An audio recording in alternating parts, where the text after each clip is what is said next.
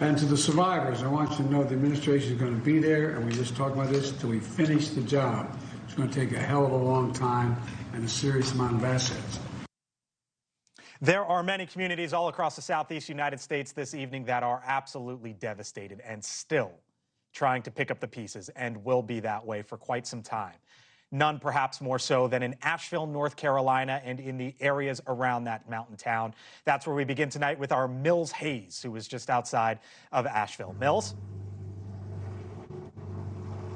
Hey, Blake. Yeah, I'm out here in Swannanoa, North Carolina. That's about 10 miles outside of Asheville. I've been speaking to people who live here. They tell me that to say this storm left behind devastation is an understatement. Take a look at this business right here. This is a tattoo parlor shop, or at least it used to be. Now it's covered with debris and wood and mud, all left over from that flood water.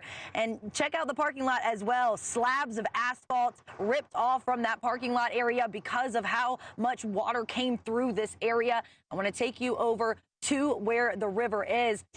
You guys can actually see the river from here, but I was talking to one of the business owners who owns one of that business over there, and he tells me that before the storm came through, you couldn't even see the river. There was so much trees and brushes that was here that you couldn't see the river at all. And the same goes for the other side as well. Multiple homes over there completely leveled. You can kind of see the foundations of some of them. You can also see some cars that are flipped over as well. Really just complete damage over here. And it is something that is very, very concerning for the people who live here, because it's not only this damage, but it's also those supplies they're running out of: food, water, gas, all of those things that are crucial right now. And yes, we keep hearing from government officials about the help that is on the way, but a lot of the people that I speak with here tell me that they need help now, and they need it fast. So as I'm talking to these people, you can just feel the emotion. This is a town that many of them have lived in since they were born. This is a close-knit community, and for it to now be almost leveled, it is really, really devastating for the people here, Blake.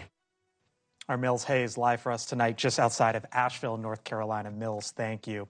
Hurricane Helene, as you can see there, has left historic devastation in the state of North Carolina. At least 39 residents have been confirmed dead. Nearly 460,000 currently without power in that one state alone. More than 100 roads, for example, have been cleared. Nearly 300 still remain impassable. Joining us live is the congressman from one of the local districts there. He is the Republican from the state of North Carolina, Chuck Edwards. Congressman, thanks for being with us here on the Hill. Appreciate the time, sir. What do you need most? What do your residents need most there in western North Carolina where you are? I'm not sure that we can narrow it down to what we need most. We simply need resources. We need roads cleared. We need communications. Cell service is out still in most areas, even the areas that have it. It is sporadic at best. We need gasoline. We have gas stations that don't have power but have generators. I've had residents tell me it's taken them 3 hours to get 5 gallons of gasoline because gas is being rationed right now. We need grocery distribution centers up and running and grocery stores restocked. We need power restored. Water is a real critical issue right now. I was going to ask you about the water, Congressman. Yeah, I was going to ask you about the water because much of the water in parts of that state right now, the water systems are offline still at this hour. And we're hearing stories of residents seeking out bottled water, just trying to get any that they can. Where does that stand right now? And when should all the water systems be back online as you know it? Well, as far as bringing the water systems back online, there's no telling. Many of the systems have to be rebuilt totally. The city of Asheville, for example, had a very fragile water system in the first place. And with so much damage, road and bridge damage, we've seen massive water lines washed out. We've seen pump stations destroyed.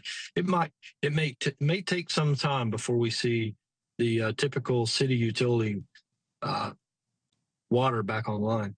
Thank you for watching, and make sure you go to joinnn.com to find NewsNation on your television provider. And don't forget to click the red subscribe button below to get more of NewsNation's fact-driven, unbiased coverage.